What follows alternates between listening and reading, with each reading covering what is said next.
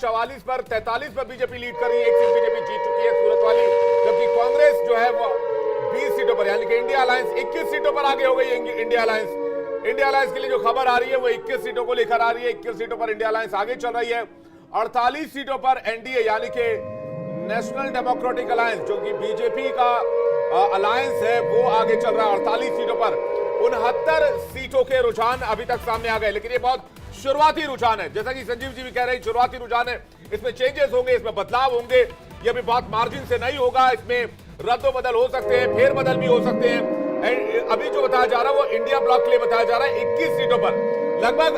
अभी अगर आप देखें नैना, तो आधे पर लगभग इंडिया अलायंस दिख रहा है, जो कि बीजेपी अगर 48, अब एनडीए जो है वो 60 सीटों पर लीड पर आ गई है। ये भी खबर हमें मिल रही है। बिल्कुल, ये बड़ी अपडेट, जल्दी से वो टैली चेंज होगी। अपने दर्शकों को बताएं, एनडीए 60 सीटों पर आगे और ये पोस्टल बैलेट्स की काउंटिंग के रुझान है, और इंडिया गठबंधन 27 सीटों पर आगे। हालांकि आपको थोड़ा सा बहुत ही जल्दी हम ये भी बताएंगे कि क्षेत्रवार और जो प्रादेशिक स्तर पर है वो क्या तस्वीर है। उत्तराखंड की 5 सीटों की अगर बात करें तो फिलहाल 2 सीटों पर बढ़त बीजेपी बनाती हुई नजर आती है। राजस्थान की 25 में से 1 सीट का रुझान फिलहाल बीजेपी के पक्ष में जाता हुआ नजर आता है। मध्य प्रदेश में भी 29 सीटें हैं, जिसमें 2 पर फिलहाल जो स्थिति है वो बीजेपी बढ़त बनाती हुई नजर आती है, लेकिन ये रुझान है 65 से ज्यादा बीजेपी सीटों पर अभी बढ़त बनाई हुई है। कांग्रेस या जो इंडिया गठबंधन की बात करें तो 27 सीटों पर इस समय इंडिया गठबंधन आगे चल रहा है और रुझान आना शुरू हो चुके हैं। और हैदराबाद से फिलहाल माधवी लता के लिए अच्छी खबर नजर नहीं आती, लेकिन ये रुझान है माधवी लता इस समय पीछे चल रही है। संजीव जी, आप बड़ा मुस्कुरा रहे हैं इस खबर पे। पीछे चल रही है। देखिए, अभी पीछे और आगे का कोई खास मतलब नहीं है, सारे अपने अपने तरीके से पॉजिटिव ही हैं। मैं मान के चल रहा हूँ आने वाले आधे घंटे के बाद में थोड़ा सा और इसमें ज्यादा कुछ मजबूती आने वाली है, मुझे ऐसा लग रहा है। लेकिन अभी तक में 92 सीटों के रुझान आ गए हैं, और 92 सीटों के रुझान में तस्वीरें जो है वो हम दर्शकों को दिखा रहे हैं। 92 सीटों के रुझान में बीजेपी अलायंस जो है वो 65 सीटों पर आगे चल रही है, कांग्रेस 27 सीटों पर आगे चल रही है। हैदराबाद से माधवी लता पीछे बताई जा रही है। गांधीनगर से गृह मंत्री अमित शाह आगे चल रहे हैं। वाराणसी से पीएम मोदी आगे चल रहे हैं।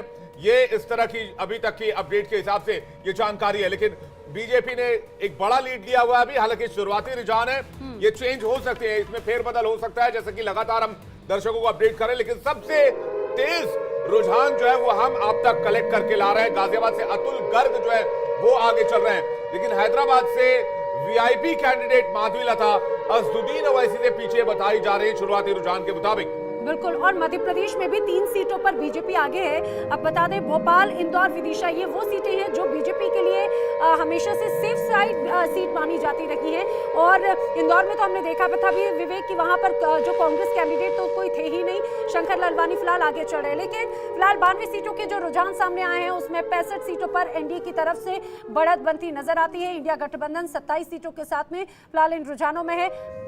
और अमेठी से स्मृति ईरानी आगे है। स्मृति ईरानी वीआईपी कैंडिडेट हैं और पिछली बार तो यहां से कांग्रेस की तरफ से राहुल गांधी खुद चुनावी मैदान में थे, लेकिन फिलहाल अमेठी से स्मृति ईरानी बढ़त बनाए हुए हैं। रायबरेली से राहुल गांधी आगे बताए जा रहे हैं, जो जानकारी मिल रही है। इसके अलावा आपको बता दें कि अमेठी से स्मृति ईरानी आगे बताई जा रही है।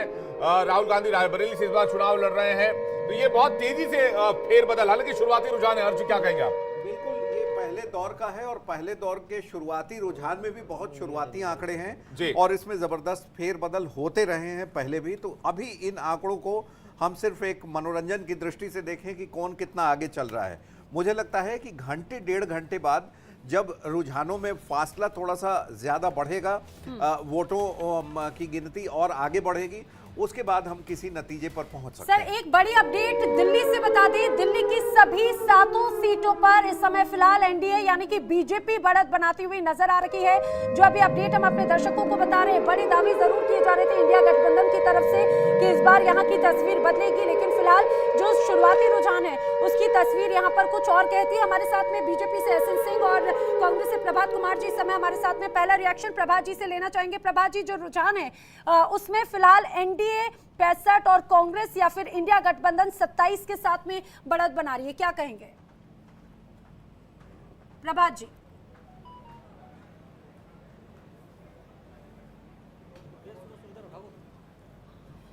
प्रभात कुमार को लगता है आवाज नहीं जा पा रही है, कांग्रेस के प्रवक्ता हमारे साथ मौजूद हैं। एसएन सिंह के पास चलते हैं। एसएन जी, आपका पहला रिएक्शन क्या है इस पर?